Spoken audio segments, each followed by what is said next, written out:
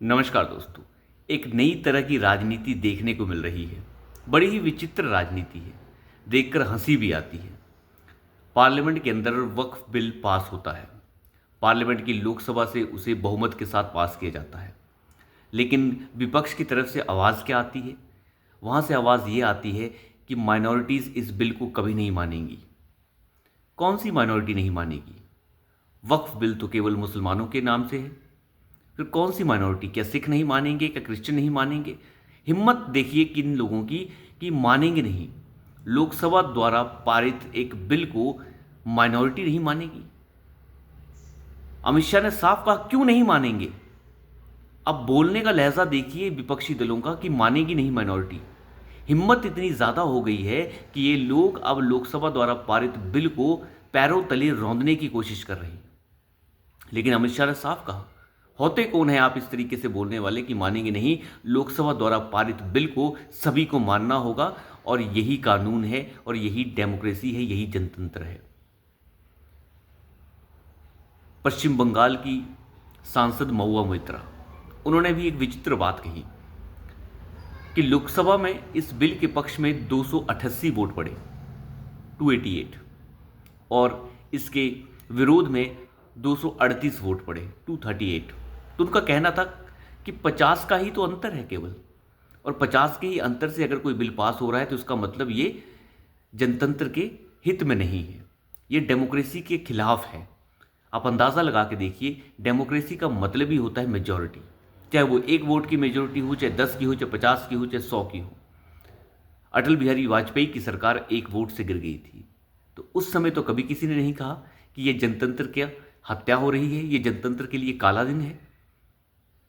ये लोग इतने नंगे हैं कि ये नंगई पर अब सरेआम उतर चुके हैं। इन्हें किसी चीज़ से कोई मतलब नहीं है, केवल मुस्लिम तुष्टीकरण से मतलब है कि कैसे मुस्लिम तुष्टीकरण से मुस्लिम वोट को हथियाया जा सके। 50 वोटों के अंतर को कहा जा रहा है कि नहीं, ये तो काला दिन है। सोनिया गांधी की मनमोहनी सरकार एक कट्टर कैथोलिक ईसाइन की सरकार 145 सीटों के साथ बनी थी और भाजपा की केवल 5 सीटें ही कम थी। तब तो नहीं कहा इन्होंने कि ये काला दिन है। ये इनकी मंशा को दर्शाता है कि ये लोग किस तरीके से जनतंत्र को रौंदते हैं। एक अमर उजाला में खबर छपी है कि ये बिल पास होने के बाद 98%, 98% संपत्तियां जो उत्तर प्रदेश के अंदर वक्फ बोर्ड की हैं उनके ऊपर खतरा मंडरा जाएगा, क्योंकि सब की सब 98% संपत्तियां विवादित संपत्तियां हैं जिनका अब फैसला कलेक्टर लेंगे। आप अंदाज़ा लगा के देखिए कि 98% संपत्तियां अवैध हैं।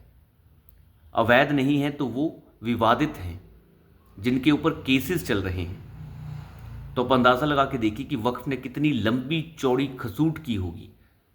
तो इस वक्फ की नोच खसूट की अब दलाली को बंद करने के लिए जो कानून लाया गया, उस कानून के खिलाफ अब नंगेई पर उतरने को तैयार है विपक्ष। आप अंदाज़ा लगाइए राजनीति का स्तर कितना नीचे गिराने की कोशिश। ये कहना कि हम इस बिल को मानेंगे नहीं, अंदाज़ा लगाइए कि इस तरीके से कोई पार्लियामेंट के अंदर बोल सकता है कि 50 वोटों का ही तो फर्क है। ये तो काला दिन है जनतंत्र के लिए।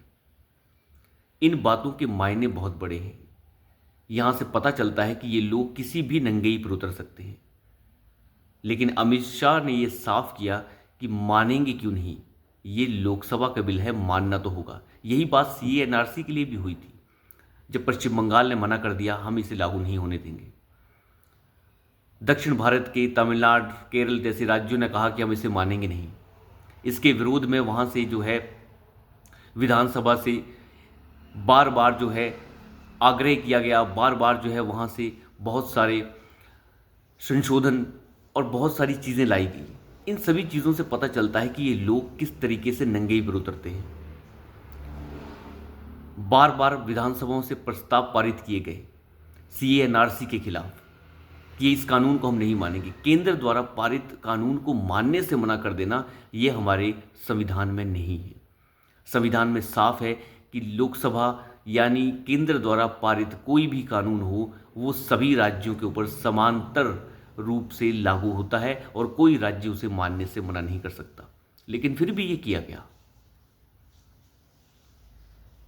भले ही वो कारगर हो पाए ना हो पाए, लेकिन करने की कोशिश पूरी की गई। तो आप अंदाज़ा लगाइए ये लोग कितना ज़्यादा मुस्लिम तुष्टिकरण के अंदर पागल हो चुके हैं। भारत के अंदर वक्फ की जितनी संपत्तियां हैं, अगर सभी मुस्लिम देशों की वक्फ की संपत्तियां मिला दी जाएं तब भी वो कम पड़ जाएंगी।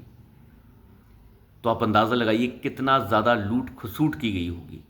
आप सुबह चले जाइए, शाम को वापस आकर पता चलता है कि ये संपत्ति तो वक्फ की है। फिर वक्फ क्या करता है? पैसा लेता है, संपत्ति छोड़ देगा। इस तरीके से हथियाई गई हैं सारी की सारी संपत्तियां। और जब जांच होने के लिए बात कही जा रही है कि इनके पेपर्स दिखाइए, तो पेपर नहीं दिखाएंगे, ये संपत्तियां तो हमारी हैं, कागज़ नहीं दिखाएंगे। एक आम मुसलमान जब ज़मीन खरीदने कहीं जाता है तो 50 तरह की कागज़ के ऊपर जो है लिखा पढ़ी करता है, वहाँ पर जाकर रजिस्ट्री करवाता है, दाखिल खारिज करवाता है, तब तो उसे कागज़ दिखाने से और कागज़ बनाने से कोई दिक्कत नहीं होती। पर यहाँ पर कागज़ नहीं दिखाना है, यहाँ कागज़ नहीं बनाना है। इसे कहते हैं कि जलालत और किस तरीके से जाहिलपन है इन लोगों के अंदर। और इस जाहिलपन का सबूत आपको इस देश के विपक्षी नेताओं में भी देखने को मिलेगा। तो अभी के लिए इतना ही। धन्यवाद।